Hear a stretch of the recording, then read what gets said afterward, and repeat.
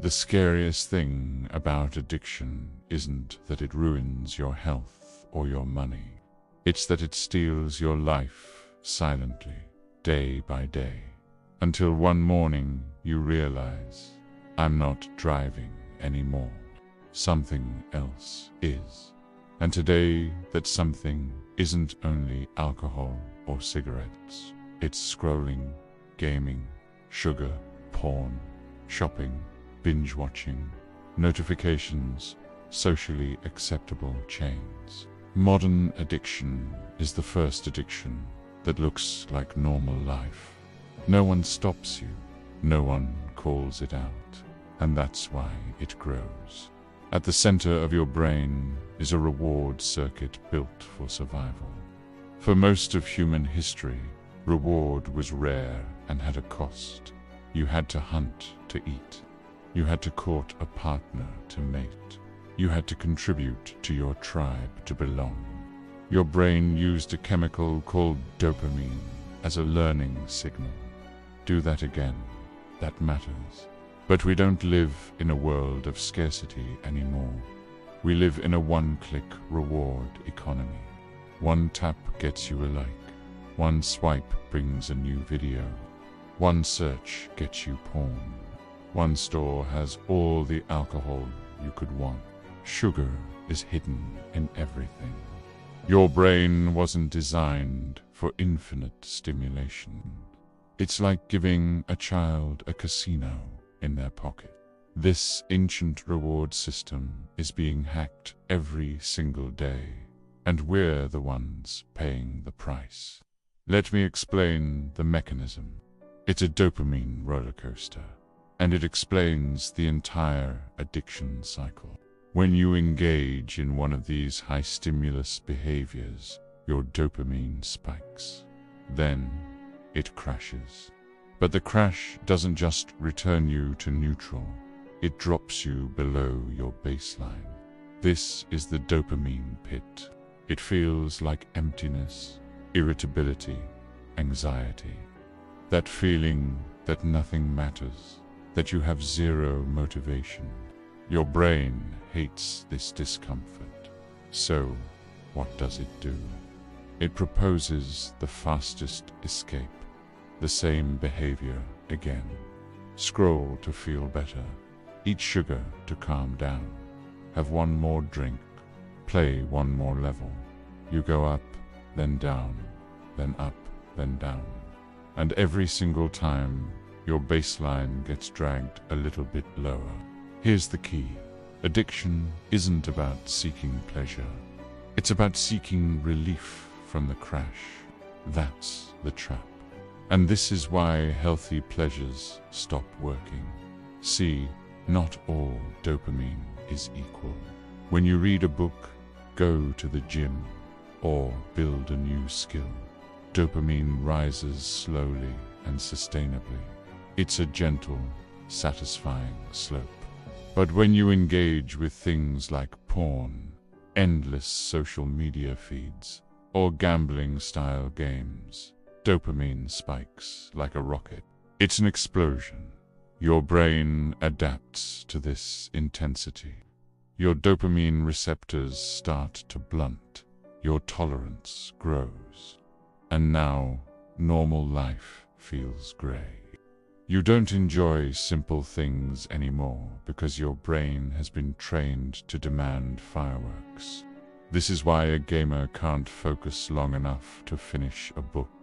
It's why porn rewires attraction and makes real intimacy feel boring. It's why sugar makes real, whole food tastes dull. It's not because you're weak. It's because your brain became calibrated to extremes. So, naturally, most people attack addiction head-on. They think willpower is the answer. They say, Monday, I quit. Never again. I'm serious this time. They might last a few days, maybe even a week. Then they relapse, often harder than before. And then they shame themselves for it. But addiction isn't just a bad habit. It's a regulation strategy. It's how you've been managing your stress, your boredom, your loneliness, your emptiness, your anxiety. If you just rip it out without replacing its function, you create a gaping hole. Your nervous system panics, and you go straight back to what you know. Here's the hard truth. You relapse because you love the addiction. You relapse because you need regulation, and you haven't built a new way to get it. So, what's the first step? Before any technique can work, before any strategy matters, one sentence must be completely true in your mind. This controls me. Denial is sneaky. It sounds like, I'm just relaxing. I can stop anytime I want. It's not that serious. But here's the test. Be brutally honest with yourself. How many hours per day are you giving to this? What feelings are you trying to avoid? And what have you traded away for it? Think about the hobbies you dropped, the friendships that faded, the goals you abandoned. Because the real cost of addiction is the behavior itself, the life you did unlive while you were sedated. If willpower doesn't work, what does? You don't win by simply banning the behavior. You win by rebuilding your brain's reward system from the ground up and replacing the function that the addiction served. And that starts in Chapter 2. Most people try to fight addiction head-on. They try to delete it, to erase it, to pretend it was never there.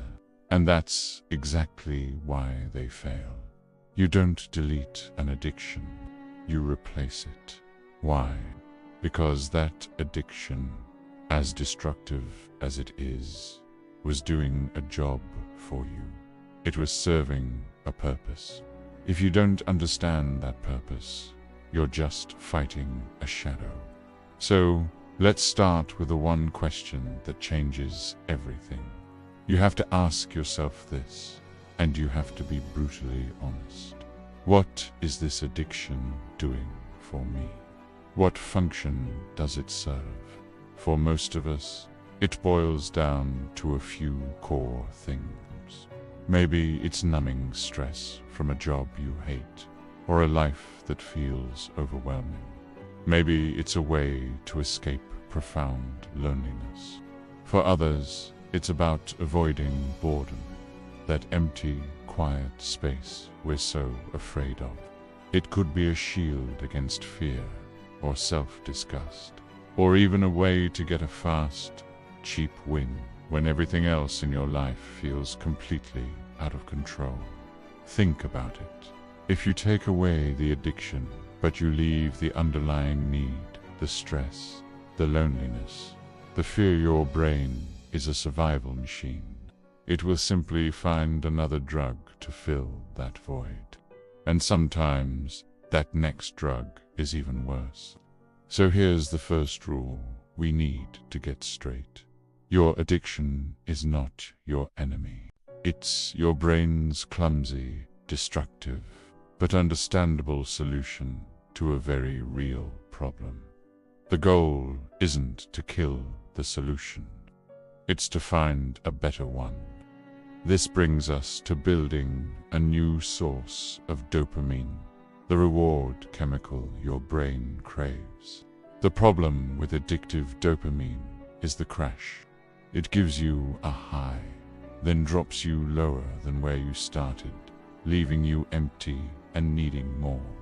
We need to find clean dopamine, a reward that rises without a brutal, punishing crash. I'm going to give you 3 high-leverage replacements. The first one is movement and physical training. When you exercise, your body releases an incredible neurochemical cocktail: dopamine for reward, endorphins for that natural high, and serotonin to stabilize your mood. At the same time, It actively reduces stress hormones like cortisol. The most important part is this. After a workout, you feel better, not emptier. You feel stronger, clearer, and more capable. To start, keep it simple. Don't aim for a marathon.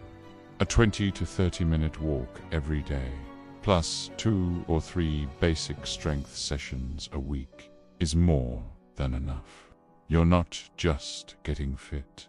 You are fundamentally rewiring your brain's reward pathways, teaching it a new, healthier way to feel good. The second replacement is creation and skill building. This could be anything. Learning an instrument, writing, coding, cooking, even building a small business. Anything where you are creating an output. Unlike the passive consumption of an addiction, creation gives you a deep earned satisfaction. It puts you into a state of flow, where time seems to melt away and your focus is absolute. This teaches your nervous system a profound lesson. I can generate my own sense of well-being. I can feel good without self-destruction. The third replacement is real social contact. So many of our modern addictions are just outsourced loneliness management. We scroll, we watch, we numb ourselves because we feel disconnected. And let's be clear, texting and messaging on social media is not intimacy. It's information exchange. Face-to-face human connection is a biological necessity. It regulates our nervous system. When you are with someone you trust, in person, your body chemistry changes. You regulate. So, start scheduling real social contact like it's medicine. Put a coffee with a friend, a walk in the park, a family dinner. Make it a non-negotiable part of your week. Now, for some people, even these replacements aren't enough at first. The pull of the old habit is too strong. This is where you need something bigger. You need the mission effect. A mission is a force so powerful it occupies your mind and starves the addiction of oxygen. When you are consumed by a meaningful purpose, writing a book, transforming your body, mastering a language, building a business, or dedicating yourself to helping others, the addiction starts to lose its power. Not because you fought it, but because your life simply became too valuable, too interesting, and too important to numb away. The throne in your mind where the addiction sat is now occupied by your mission. Here's a practical way to start. Define 3 core values for yourself. Maybe it's health, freedom, and mastery. Then create one 90-day project that embodies those values. For example, if your value is health, your project could be to complete a 5K race. If it's mastery, it could be learning 10 new songs on the guitar. This gives you a clear direction and a powerful why that will pull you forward when the cravings hit, and they will hit. So how do you survive those cravings in real time? This is where the 5-minute rule comes in. Cravings are like waves in the ocean. They rise, they peak, and then they fall. Most people lose the battle in the first few minutes because they try to argue with the craving. They get into a mental tug-of-war. Don't do it. You shouldn't do it. You're weak if you do it. All this does is feed the craving with your attention and energy, making it stronger. Instead, your job is to interrupt the pattern immediately. Don't negotiate, just act. Pick one emergency switch ahead of time and use it the second you feel the craving start. It could be leaving the environment just to walk outside. It could be dropping down for 20 push-ups or doing a fast walk around the block. A cold shower is an incredibly powerful pattern interrupt. Or maybe it's calling a friend or blasting your favorite loud music and just moving your body. Your only job in that moment is to survive for 5 minutes. That's it. If you can get past that initial 5-minute peak, the wave will start to weaken. The intensity will subside and you'll regain control. Finally, let S talk about a simple truth that trumps almost everything else. Your environment beats your discipline every single time. If your drug of choice is just one click or one cabinet away, you will eventually give in on a bad day. Willpower is a finite resource. Don't rely on it. Instead, be an architect of your reality. Make relapse inconvenient. Delete the apps. Log out of the accounts. Block the websites. Keep your phone outside of your bedroom at night. If it's sugar or alcohol, get it out of your house. You are not trying to prove how strong you are. You are designing a system where being healthy is the easiest option. You are making it hard to fail. So, we have our exit strategy. Replace the function of the addiction. Build new reward pathways. Find a mission. Survive the cravings. And engineer your environment for success. But what happens when you do all of this and you still find yourself relapsing? Why do some people still get pulled back in, even with the best strategies in the world? It's because, for some of us, the addiction isn't just a bad habit. It's a shield. It's covering up a deeper pain. And to truly be free, we have to go to that root. In the next chapter, we're going to go there.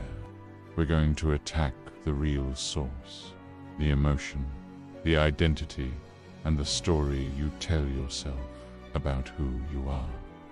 People don't drink because they love alcohol. They drink because they're trying to silence something inside. And if you don't treat that inner pain, your brain will just keep prescribing the drug. For years, we've been told to fight the addiction, to use willpower. But that's like trying to fix a leaky pipe by just mopping the floor. You're treating the symptom, not the cause. The real battle isn't with the substance, it's with the pain underneath it. So, how do we fix the pipe? By getting tools that give us relief without destroying us. First, mindfulness. This isn't some mystical practice. It's simple. It's the skill of noticing your urges and feelings without immediately obeying them. When you feel a craving, instead of lunging for it, you just observe it. Ah, there's that feeling again. That tiny pause. That gap between the impulse and your action. That gap is freedom. You can start with just 7 minutes a day. Don't aim for peace or an empty mind. Just aim to watch. Next, journaling. This is the fastest honesty tool you'll ever find. Every day, just write down 3 things. What I feel, what I'm avoiding, and what I actually need. When you take those tangled, chaotic emotions and force them into clear language, they lose their power over you. Then there's gratitude. But the neuroscience version, addiction trains your brain to constantly chase what's missing, what you don't have. Gratitude does the opposite. It retrains your brain to register what's already here. Write down 3 things you're grateful for every single day. It sounds simple, but it scientifically shifts your baseline mood, reducing the need for that chemical lift you've been chasing. And finally, daily movement. This is non-negotiable. Your body stores stress. Think of it like a battery.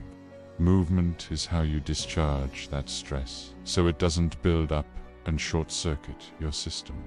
Now, let's talk about the hidden chain that nobody talks about: your identity. This is the brutal, underlying mechanism. People act in alignment with who they believe they are. If you see yourself as an addict, your brain will subconsciously look for ways to fulfill that script, even while you hate it. So, the most powerful question isn't "how do I quit?" It's "who am I becoming?" You need to build a new, specific identity. Not a sober person, but something active, something strong. I am a disciplined man. I am a healthy person. I am a builder, not just a consumer. And then you prove it to yourself with tiny, undeniable actions every single day. Ask yourself, what would the person I'm becoming do today? Not tomorrow, not after you've quit. Today. What would a healthy person have for breakfast? What would a disciplined person's evening routine look like? You don't wait to feel like this new person. You act like him until your brain has no choice but to update its label for you. What about relapse? It happens, but we need to reframe it. A relapse is not a death sentence. The real danger is the shame spiral that follows. I'm weak, which leads to guilt, which creates more pain, which triggers another craving, and the cycle continues. Instead, treat a relapse like a lab report. Be a detective. What happened right before? What was the emotion, the situation, the time of day? What was the trigger? What can I change in my environment? And what replacement action can I use next time? Progress is not a straight line. It's a messy zigzag with a clear upward trend. Let's wrap this up with a simple, powerful ritual. You don't need years of therapy to start. You just need 15 minutes of truth. Do this once a day. First, name the craving. Be specific. Scrolling, sugar, alcohol. Second, name the feeling underneath it. Stress, loneliness, boredom, fear. Third, do one immediate replacement action. Go for a walk. Call a friend. Do 10 push-ups. Write 1 sentence. And finally, write down this statement. I'm becoming the kind of person who, and fill in the blank based on your action. Addiction is not your essence. It's just a pattern, a glitch in your ancient brain trying to run modern software. It's not your fault, but it is your responsibility. And you can choose right now, not Monday, not next month, right now, to stop numbing your life and start building it. Thanks for watching. If you're still here, still watching my videos, I just want to say something simple. Thank you. In this world of endless noise and constant distractions, the fact that you choose to spend your time here with me means more than you can possibly imagine. It means you're one of those rare people who wants to go deeper, who wants to question things, and who looks for answers inside yourself, not just on the surface. I am honestly so happy that there are people like you who share these interests, these questions, and this search for meaning. So, if you feel like this space resonates with you, please hit that like button. subscribe to the channel, and maybe share this video with someone you know who might need it. Your support helps this content reach more people who are also quietly searching.